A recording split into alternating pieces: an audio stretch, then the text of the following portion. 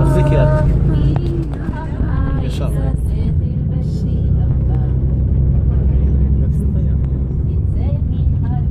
אל תשכחו שאנחנו עוברים פה בתוך כפר, זה לא מתוכנן שאנשים יגיעו לקניון הזה ויטיילו בו.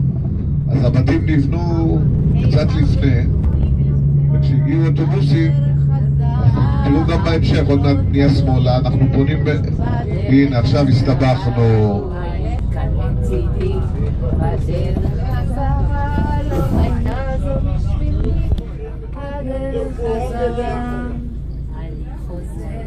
כן, כן, זו חברה ישראלית, נווה אקדמיה.